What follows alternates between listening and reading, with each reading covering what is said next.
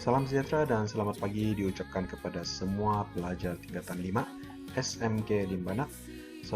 Saya Cikgu Jason Wong dan pada hari ini kita akan masuk bab yang ke-8 ya, yaitu bab terakhir dalam tingkatan 5 ini, silibus tingkatan 5 ini. Dan hari ini kita akan masuk kepada standar pembelajaran 8.1/1, yaitu di mana kita akan belajar bagaimanakah untuk menghasilkan satu model matematik, dan secara asasnya kita akan belajar apakah dia sebenarnya apa yang dipanggil sebagai model matematik itulah. Oke, dengan itu cikgu harap kamu keluarkan buku teks dan buka-buka surat 228 ya.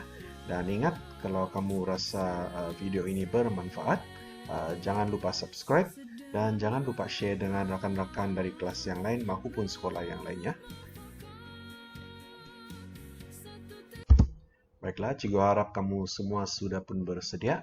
Oke, sila buka buku teks, buka surat 228 ya. Oke, baik. Dalam pemodelan matematik ini, pertama sekali kita kena fahami beberapa perkara lah. Oke, baik, kita perhatikan dunia kita dipenuhi dengan pelbagai soalan penting yang tidak terjawab. Oke, misalnya, adakah kenaikan paras laut akan memberikan kesan kepada negeri-negeri pesisiran pantai di Malaysia? Oke, soalan ini sangat umum. Kita pun tidak tahu sama ada ianya akan memberi kesan ataupun tidak, kan? Baik, yang kedua pula, perhatikan berapakah kos perbelanjaan untuk belajar di college atau di university dalam tempoh 10 tahun yang akan datang? Yang ini pun kita tidak pasti lagi. Oke, kita tidak tahu jawaban sebenar bagi soalan ini.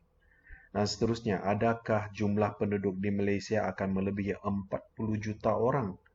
Okey, baik, setakat ini kalau tidak silap cikgu, penduduk di Malaysia adalah sekitar 32.5 juta orang. Okey, so adakah kita akan melebihi 40 juta orang? Okey, yang ini pun kita tidak pasti. Okey. Dan adakah ciri-ciri mangsa jenayah cyber dapat dikenal pasti dengan mengkaji tabiat seseorang itu melayari internet?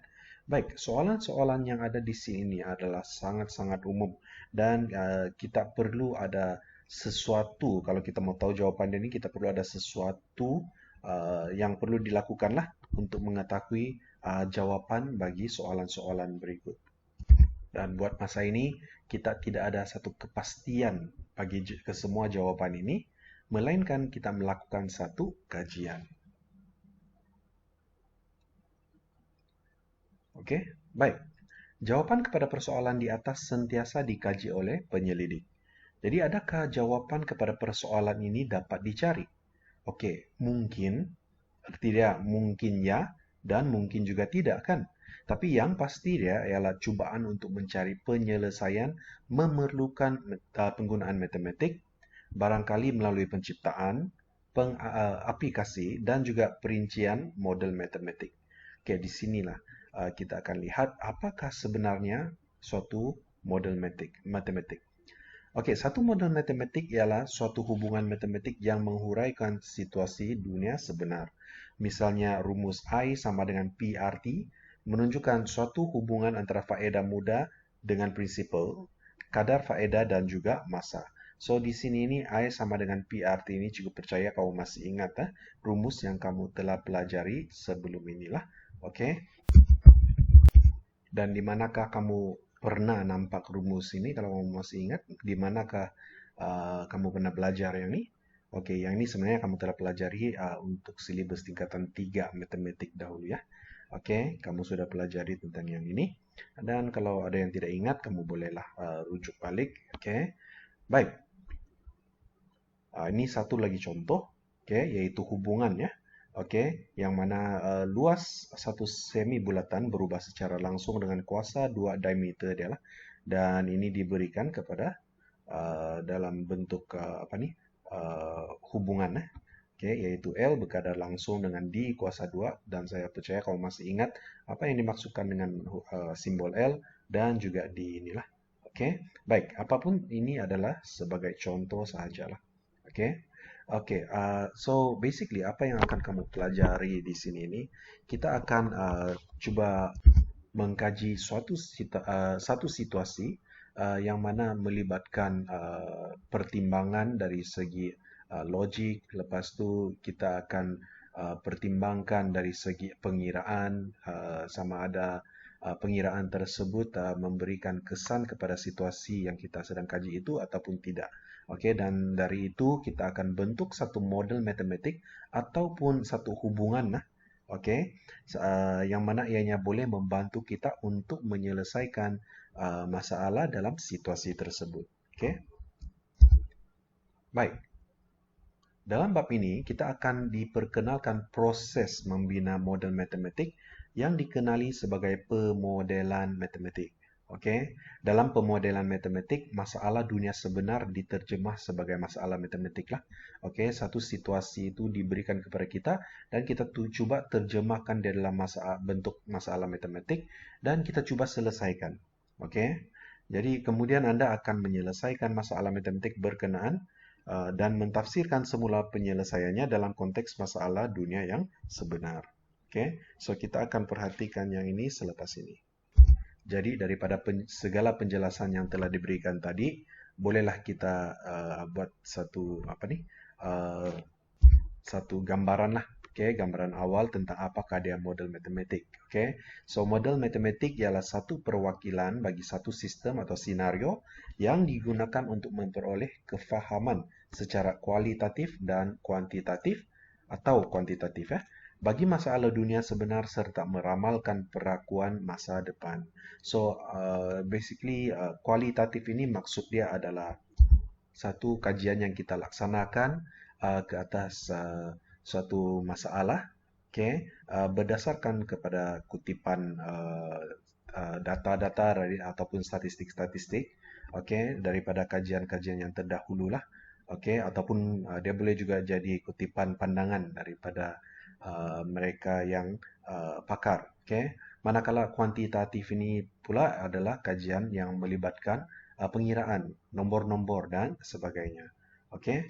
So ini adalah uh, tafsiran bagi model matematik. Okey. So kita teruskan. Baik, tanpa melengahkan masa, cuba kita perhatikan satu masalah seperti di bawah ini. Okey, di Bandar A terdapat 40,000 orang penduduk. Diketahui 45% daripada penduduk di bandar itu mengamalkan tabiat mengitar semula botol minuman plastik yang terpakai. Okay. Jika setiap orang di bandar itu menggunakan 5 botol minuman plastik setiap minggu, berapa banyak botol minuman plastik yang dikitar semula setiap minggu di bandar tersebut? So, apabila kita melihat soalan ini adalah soalan yang biasa kamu jumpa dalam matematik, yaitu bentuk penyelesaian masalah. Betul? Okey, baik. So, hal ini adalah satu contoh soalan dalam bentuk masalah. Okey, masalah seperti ini memberi semua maklumat yang diperlukan dan kita hanya perlu melaksanakan perhitungan ataupun pengiraannya supaya satu jawapan yang betul dapat diperolehi. Okey, so masalah seperti ini digunakan untuk membantu kita memahami konsep matematik tertentu dan mengukuhkan kemahiran matematik yang penting. Okey, so dia lebih bersifat kepada kuantitatif lah. Yang ini kan dia melibatkan pengiraan dan sebagainya. Okey, baik. Cuba kita kaji pula satu masalah yang lain, yaitu yang ini. Masalah yang kedua ataupun soalan yang kedua ini ya. Berapa lamakah masa yang diperlukan untuk membersihkan tumpahan minyak di lautan? Okey, ini contoh dia. Okey. Jadi, untuk soalan kedua ini ianya agak berbeza. Okay? Yang mana kita tidak mempunyai maklumat yang mencukupi untuk menjawab soalan ini. Okay? Soalan ini ialah soalan terbuka. Okay? Dia tidak spesifik lah. Dia terbuka. Tidak ada maklumat-maklumat spesifik yang kita ada yang diberikan daripada soalan. Okay? So kita biasanya tidak mempunyai maklumat yang mencukupi apabila cuba menyelesaikan soalan masalah dunia sebenar lah. Okey, permasalahan dunia sebenar memerlukan kita menggunakan pengetahuan matematik dan creativity. Oke, so ini sangat penting untuk menyelesaikannya. Dalam hal ini, permodelan matematik adalah paling sesuai dalam menyelesaikan soalan terbuka seperti ini. Oke, so soalan umum seperti ini, oke, yang paling sesuai diselesaikan dengan cara membentuk suatu model matematik. Oke, dan seterusnya kita gunakan model tersebut untuk selesaikannya. Baik, untuk model matematik, oke, terdapat beberapa komponen pentingnya. Ini kamu kena ingat, oke, kena ingat. Oke, so komponen-komponen yang dimaksudkan tadi itu ialah, oke, ini adalah urutan dia lah. Yang pertama, kita kena mengenal pasti dan mendefinisikan masalah. Oke, kemudian daripada langkah yang pertama tersebut ataupun proses yang pertama itu tadi, kita perlu membuat andaian dan mengenal pasti pemboleh ubah dia. Oke, seterusnya kita mengaplikasikan matematik untuk menyelesaikan masalah. Disinilah di mana ianya melibatkan pengiraan dan sebagainya. Oke. Dan keempat, menentusahkan dan mentafsir penyelesaian dalam konteks masalah berkenaan. So daripada kita proses mengira dan sebagainya di langkah yang sebelumnya ini, oke, kita akan cuba mentafsir ataupun menentusahkan sama ada model matematik yang kita gunakan itu adalah sah ataupun tidak. Oke, atau yang sama adanya efektif, boleh diguna ataupun tidak. Oke. So, yang kelima pula adalah untuk memurnikan model matematik. Oke. Dan akhir sekali barulah kita melaporkan dapatan daripada kita punya penyelidikan itulah. Alright. Baik. Proses pemodelan ini boleh diringkaskan seperti gambar aja yang inilah.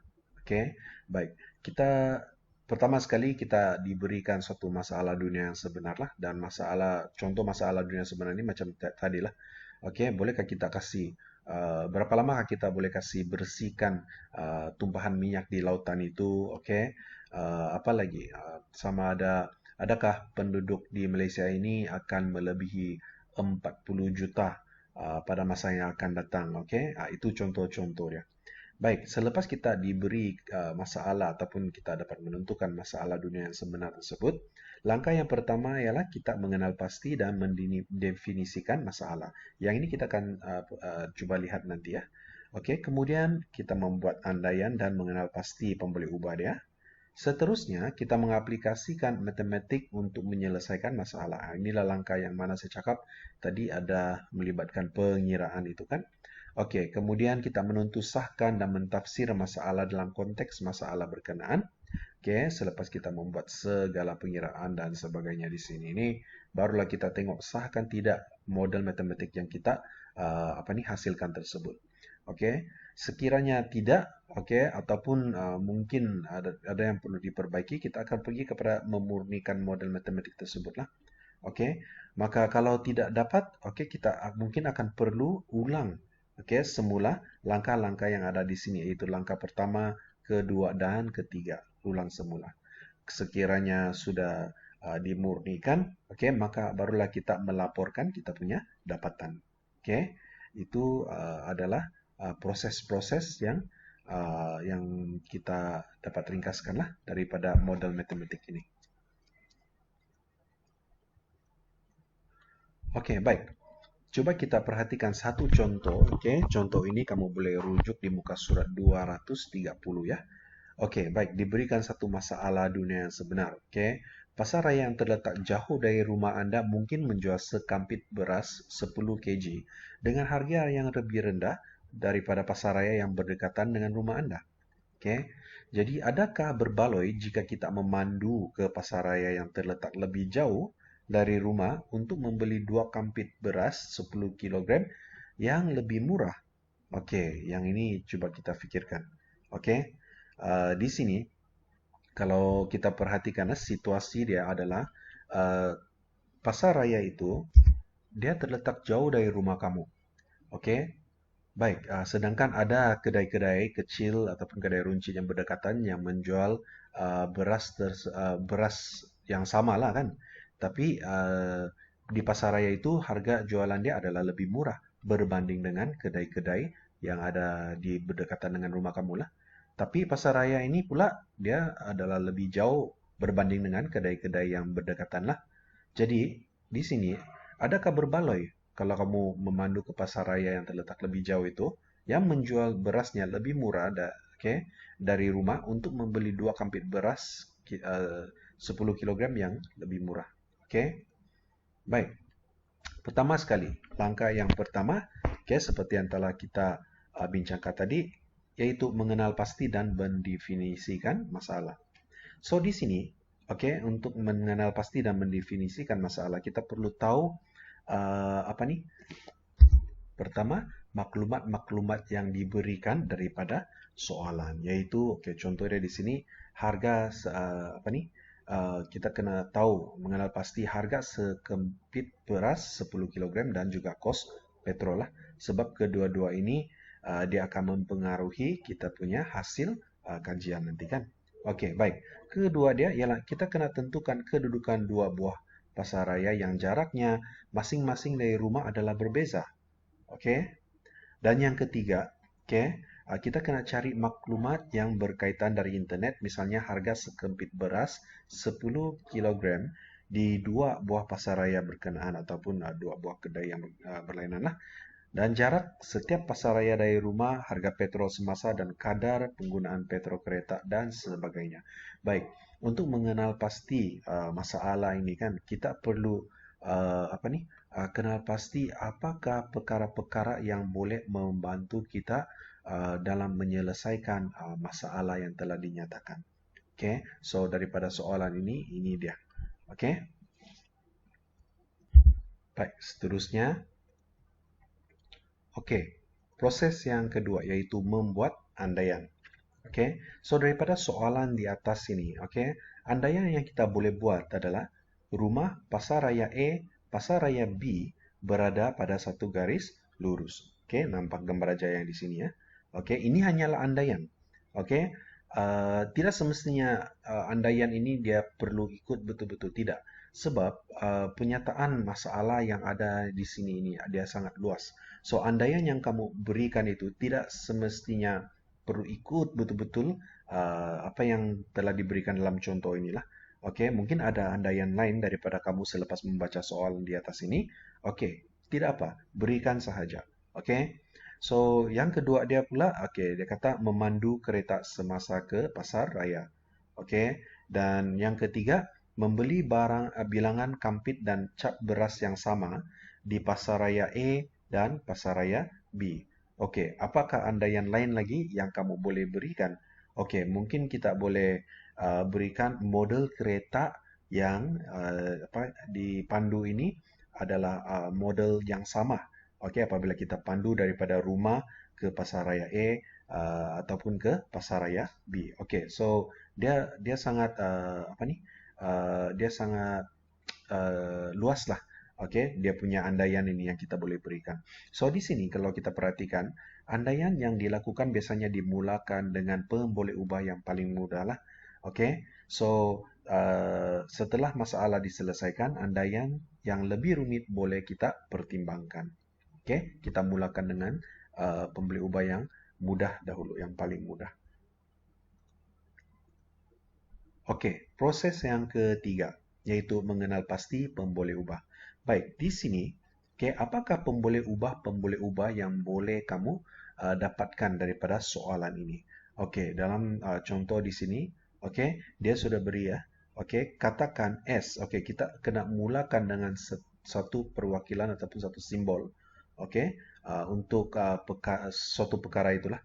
Contoh dia di sini S ialah jarak di antara pasaraya E dengan pasaraya B. Jangan risau. Setiap huruf yang ada di sini ini dia tidak semestinya mau ikut jarak itu mesti S. Kita boleh juga guna jarak itu seperti huruf D dan sebagainya lah. Yang itu tidak perlu risau. Yang penting huruf-huruf yang kamu berikan di sini ini digunakan sama seperti model matematik yang kita akan hasilkan nantilah. So P1 pula adalah harga sekampit beras 10 kg di pasaraya E. Manakala P2 adalah harga sekampit beras 10 kg di pasaraya B. Dan M pula adalah kadar penggunaan petrol kereta dalam kilometer per liter. Okey, manakala N pula ada bilangan kampit beras 10 kg yang akan diberikan. Okey, baik. So H adalah harga petrol semasa dalam RM, okey, per liter. Yang ini okey, harga petrol semasa lah. Okey, harga petrol pada hari ini kita katakan. Okey. Dan S pula huruf besar S ialah beza harga dalam RM yang dibayar oleh bagi membeli beras 10 kilogram di pasaraya B berbanding dengan pasaraya A. Okey. Dan T pula akhir sekali ialah beza kos petrol dalam RM yang dibayar bagi perjalanan ke pasaraya B berbanding dengan pasaraya A. Baik, di sini kita boleh lihat pembeli ubah yang ada di sini, okey, dia menjadi semakin spesifik. Okey. Kita cuba fikirkan apakah pembeli ubah yang boleh memberi kesan kepada kita punya kajian ini. Itu sangat penting. Okey. Jadi di sini pembeli ubah, tips dia, pembeli ubah merupakan kuantiti yang tidak diketahui nilai dia. Okey, yang tidak diketahui nilai dia. Tapi yang boleh membantu kita dalam menyelesaikan masalah ini dengan penggunaan model matematik nanti. Okey, so pembeli ubah ini kita kena fahami betul-betul soalan. Okey, coba perhatikan masalah dia. Okey, so contoh dia, adakah soalan di sini adalah adakah berbaloi jika Anda memandu ke pasaraya yang terletak lebih jauh dari rumah untuk membeli 2 kampit beras 10 kilogram yang lebih murah. Maka inilah pemboleh ubah yang akan membantu kita dalam membuat kajian tersebut. Okey, baik. So gambar aja ini cikgu ambil. Oke, proses yang keempat yaitu mengaplikasi matematik untuk menyelesaikan masalah. Baik, katakan kita telah membuat kajian bahwa pasaraya A untuk satu kampit beras dengan berat 10 kg adalah Rp25.95. Manakala pasaraya B, oke, yang di sini ini, oke, beras yang sama ya, harga dia adalah Rp23.99 untuk 10 kg.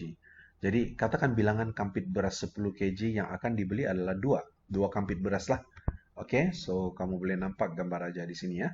Oke, pasaraya E ini kelihatan dia punya beras adalah lebih mahal berbanding dengan pasaraya B.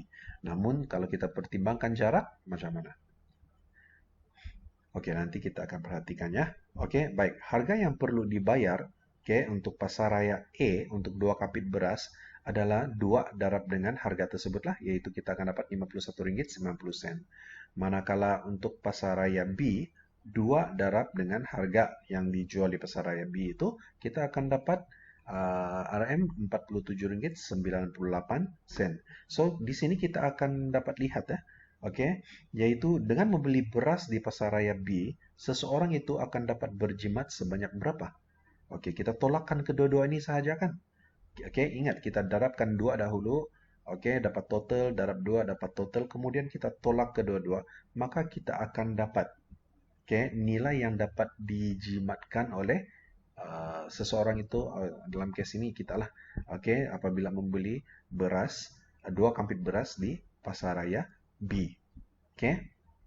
So kita dapat jimat Rp3.92. Oke, baik. Sekarang kita pertimbangkan seperti yang saya katakan tadi, yaitu jarak di antara pasaraya E dengan pasaraya B. Oke, katakan pasaraya E dengan pasaraya B ini adalah 6 km. Jarak dia di sini 6 km ya. Oke, so kadar penggunaan petrol sebuah kereta adalah lebih kurang 17,6 km per liter. Harga petrol semasa ialah RM Rp2.08 per seliter. Oke, baik. Jadi di sini kalau kita kaji ya, untuk 6 km ini yaitu jarak dari pasaraya E ke pasaraya B. Oke, kalau kita kaji berapa banyakkah petrol yang perlu digunakan daripada pasaraya E ini ke pasaraya B, ialah kita ambil 6 km yaitu jarak daripada pasaraya E ke pasaraya B ini dibahagikan dengan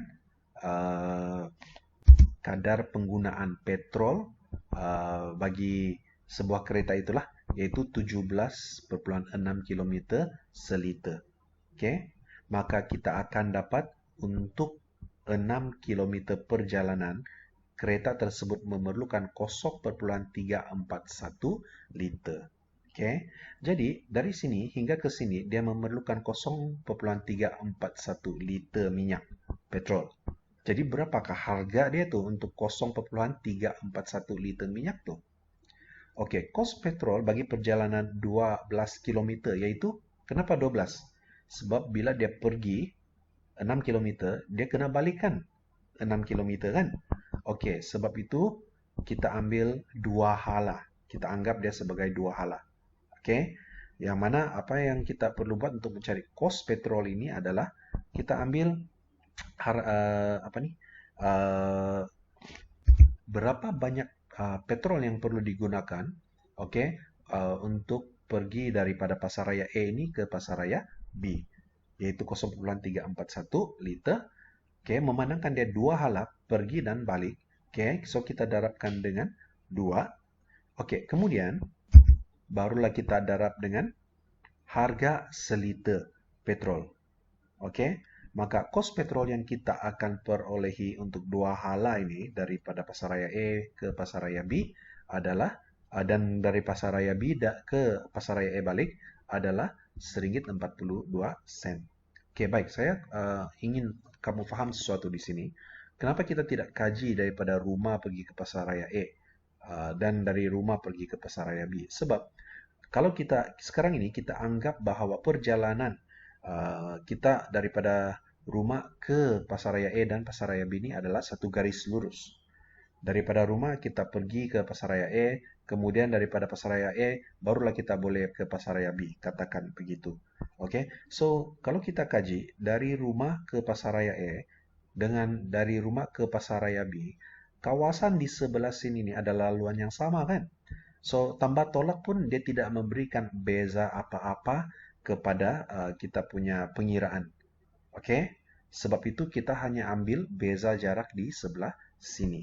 Oke, itu sebab dia kenapa kita hanya kaji dari jarak daripada pasaraya A ke pasaraya B dan daripada pasaraya B ke pasaraya A. Oke?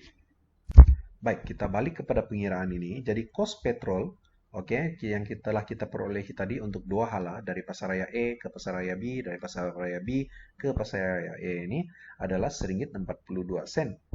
Jadi sekarang kalau kita kaitkan dengan yang ini, oke, yaitu penjimatan yang kita perolehi daripada membeli beras 2 kampit di pasaraya B ini, yaitu RM3.92. Oke, kalau kita kaitkan dengan yang ini, maka kita akan dapat uang yang dapat dijimatkan, oke, daripada pembelian beras 2 kampit daripada pasaraya B ini.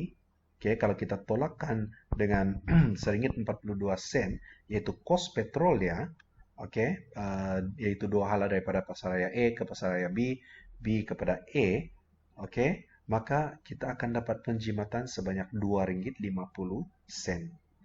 Oke, baik, kita teruskan.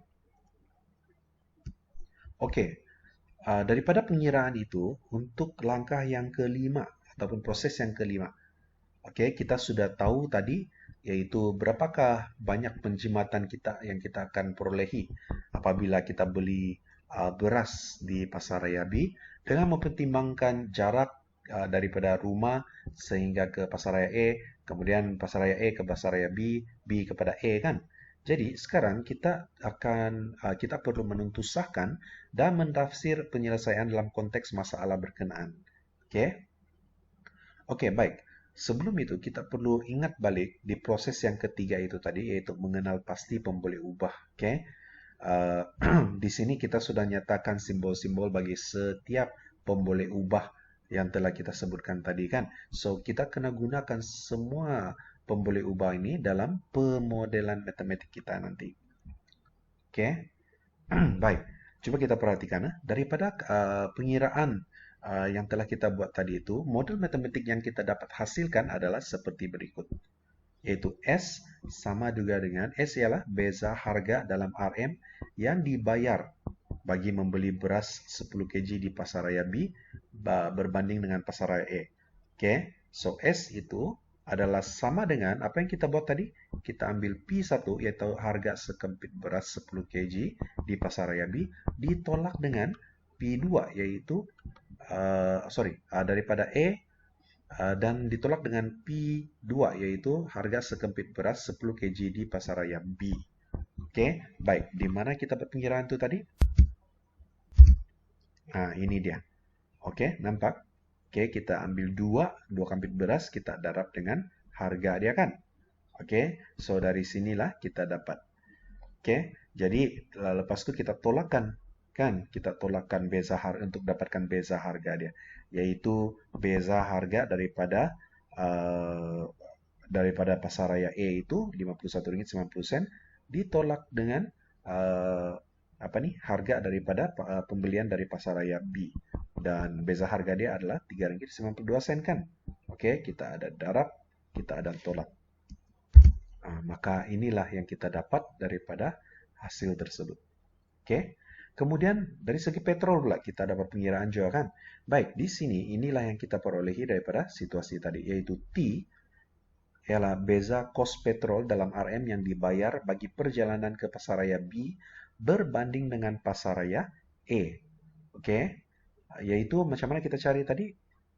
S kita bahagi dengan M, yang mana S itu adalah jarak pasaraya E dengan pasaraya B. Kita bahagikan dengan apa? Kita bahagikan dengan kadar penggunaan petrol kereta dalam kilometer per liter. Kemudian apa yang kita buat kalau kamu masih ingat? H ini adalah harga petrol kan? 1 liter itu kan? Dan kemudian kita darab 2. Kenapa darab dengan 2? Sebab dia 2 hala. Mari kita perhatikan pengiraan tadi. Ya, ini dia. Nampak? Oke?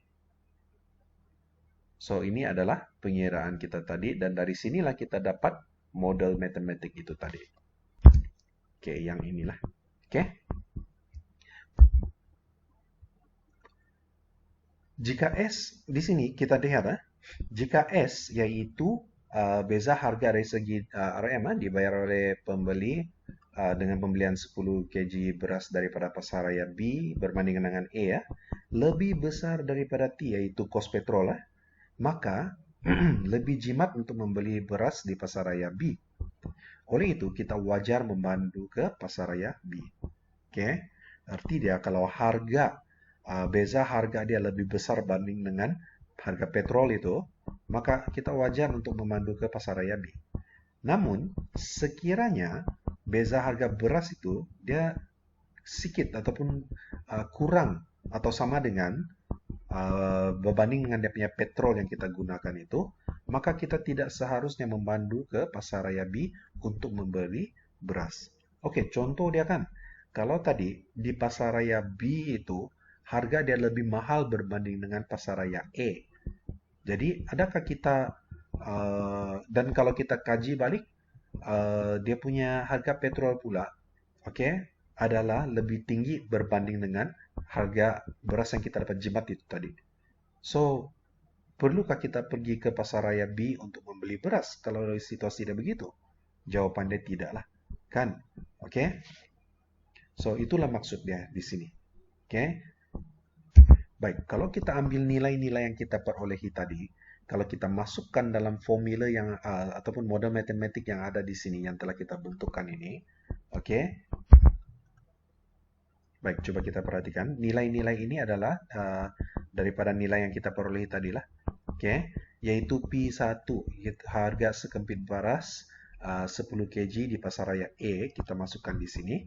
Dan kita tolak dengan P2, yaitu harga sekempit beras daripada pasaraya B. Oke, kalau kita darabkan dengan 2, dengan ini itu kita dapat RM Rp3.92 kan? Oke. Manakala untuk petrol pula yaitu T beza kos petrol S bahagi dengan M. S ini adalah, coba kita perhatikan, jarak di antara pasaraya E dengan pasaraya B 6 km lah. Oke. Kemudian kita bahagi dengan M, kadar penggunaan petrol dalam kereta, yaitu 17,6. Oke, ini adalah kadar penggunaan petrol untuk 6 km. Kita sudah buat kiraan tadi. Kita darabkan dengan H, yaitu harga petrol semasa, yaitu Rp2,08 seliter, dan darab dengan 2 hala. Apa yang kita akan perolehi ialah RM RM1,42. So, kita ambil kedua-dua ini. Sekarang kita kaji balik, di mana S ini adalah lebih besar daripada T. Oke, coba kita perhatikan. Jika S lebih besar daripada T, maka adalah lebih jimat untuk membeli beras di pasaraya B. Oke? So, semasa menentusakan dan mentafsir penyelesaian, kita kena pertimbangkan, adakah penyelesaian itu menangani masalah berkenaan? Adakah model matematik ini yang kita guna mengatasi masalah yang kita diberikan tadi? Okay. Kemudian, adakah penyelesaian itu rasional apabila diterjemahkan kembali ke dunia sebenar? Adakah ianya betul-betul boleh digunakan dalam kehidupan seharian kita? Okay. Baik. Okay. Ini dia kesimpulannya. Oleh sebab S lebih besar daripada T, okay, maka adalah lebih jimat untuk membeli beras di pasaraya B, maka kita wajar memandu ke pasaraya B. Oleh itu, model matematik tersebut boleh menangani masalah berkenaan. Jadi, di sini, model matematik yang dihasilkan ini boleh digunakan dalam situasi yang mungkin kedai yang berlainan. Arti dia, contoh dia, kalau kita mau beli beras, bukan pada pasaraya E dan pasaraya B yang tertentu sahaja. Okay? Mana-mana pasaraya pun boleh. Okay? So, kita boleh gunakan kedua-dua model ini yang telah kita buat ini untuk mendapatkan keputusan sama ada kita mau beli di pasaraya yang mana yang lebih jimat. Oke, baik. Sebelum kita putuskan bahwa model matematik ini betul-betul boleh digunakan, baik, kita perlu perhatikan dahulu ya. Dari segala kajian yang telah dibuat tadi, ataupun proses-proses yang telah dibuat tadi, ke 5 proses ini kan, kita perlu buat refleksi tentang model dan persoalan yang boleh ditimbulkan daripada tadi lah. Oke, so ini adalah dia punya refleksi. Adakah model ini masih sah apabila kita menambah atau mengurangkan nilai pemboleh ubah?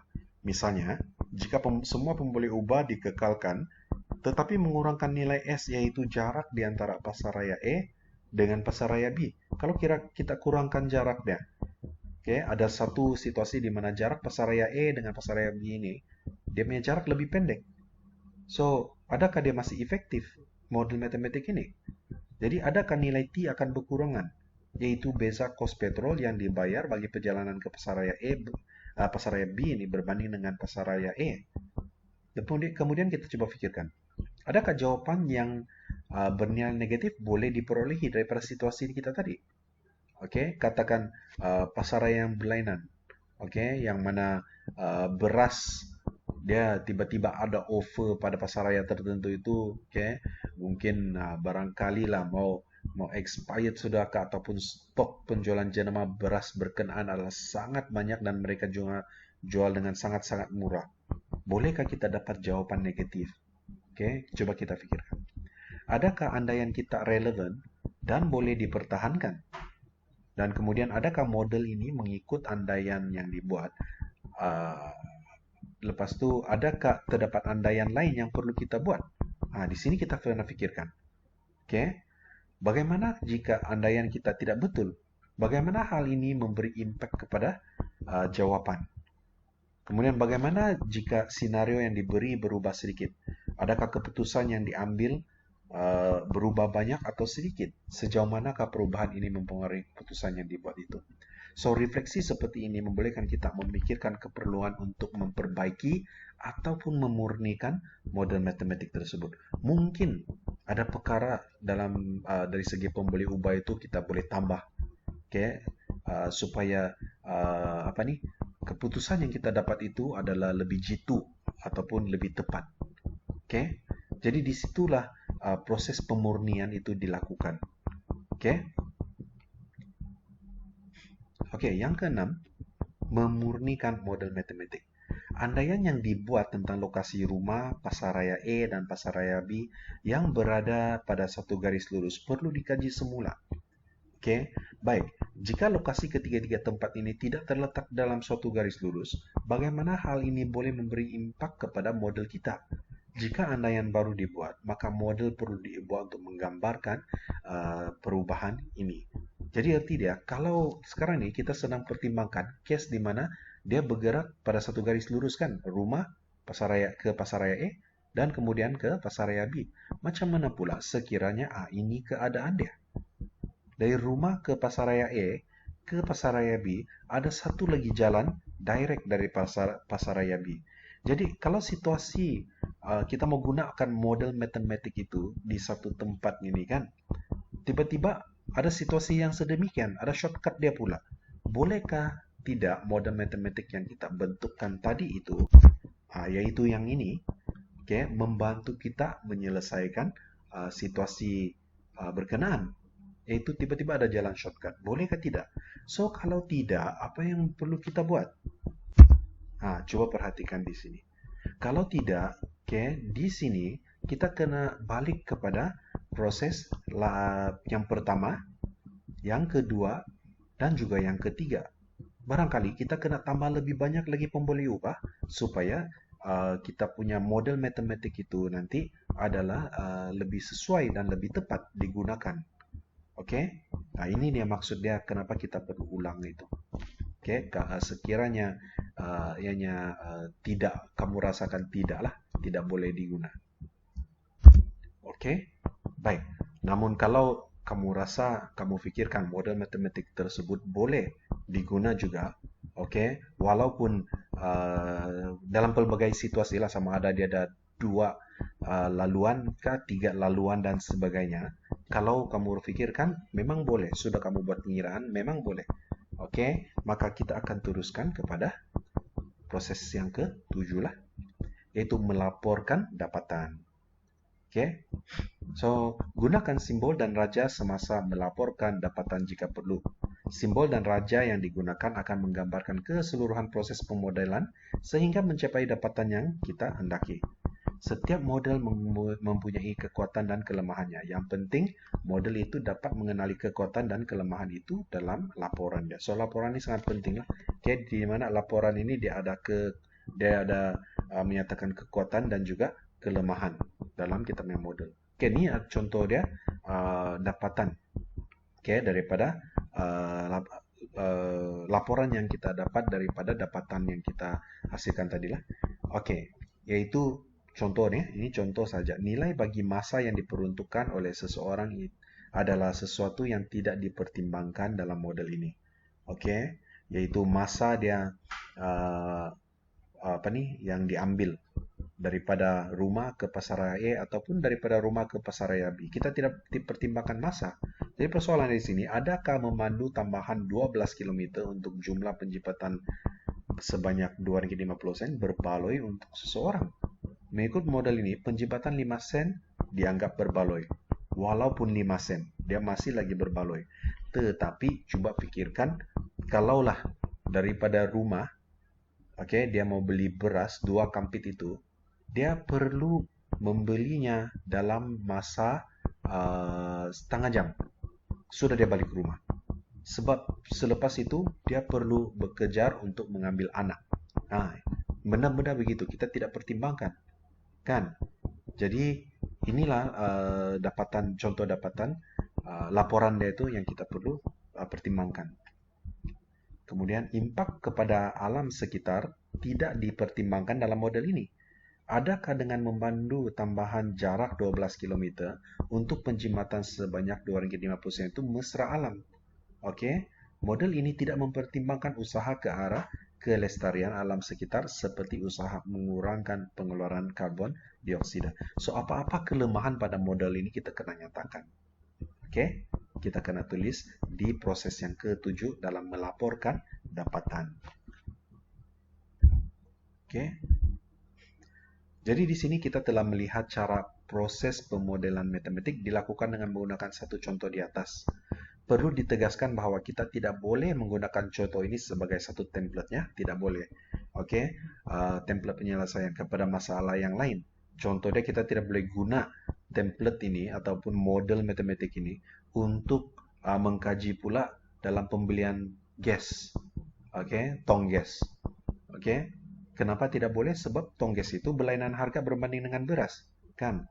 Oke, ataupun kita gunakan model matematik ini untuk membeli beras untuk 4 pasaraya. Oke, kita kaji 4 pasaraya. Tidak boleh juga kan? Sebab dari 4 pasaraya arti dia kita kena ulang alik berapa kali dan sebagainya. Oke, jaraknya macam mana? So, kita kena pikirkan. Dalam menyelesaikan masalah melalui pemodelan matematik, setiap individu atau kumpulan mempunyai ide, kemahiran, dan persepsi yang berbeza. So, soalan terbuka seperti ini berkemungkinan menjadi model matematik yang berbeza sama sekali, tetapi masih sah dengan menghasilkan jawaban yang berlainan. Oke, baik. Oke, sekarang kita pergi ke muka surat 234. Kita coba perhatikan contoh yang pertama. Ini adalah contoh yang mudah ya. Dan ini juga latihan yang Cigo akan suruh kamu buat. Oke, so di sini kita perhatikan contoh pertama. Jeremy menyimpan Rp4.000 di bank bunga raya dengan kadar faedah mudah 1,5% setahun. Oke, Jeremy ingin membeli seunit komputer berharga 4.455 melalui hasil simpanan dia nanti. Oke, jadi berapa lamakah tempo penyimpanan yang diperlukan oleh Jeremy nih? Oke, coba pikirkan. Jadi pertama sekali apa yang kita perlu buat? Kita kenal pasti. Oke, soalan dia minta kita kenal pasti definisi masalah dalam persoalan di atas. So, bagaimana untuk mengenal pasti definisi masalah ini? Oke, penyelesaiannya.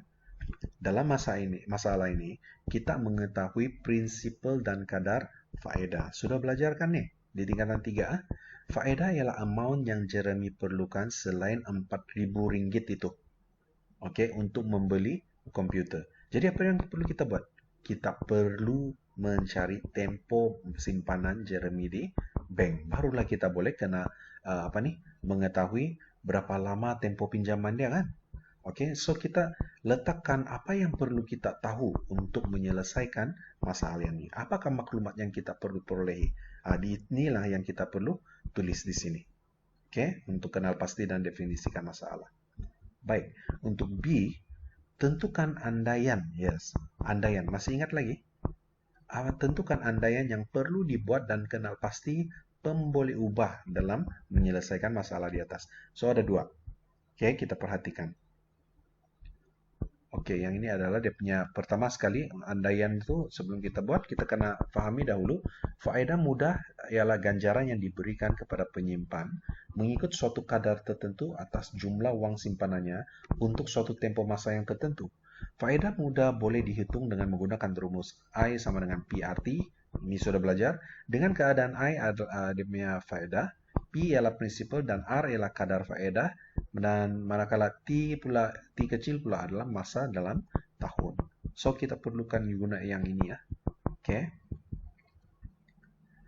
Baik, penyelesaian untuk soalan B. Maka andaian dia, kita perlu mengandaikan kadar faedah tidak berubah sepanjang tempo kita melakukan perhitungan faedah.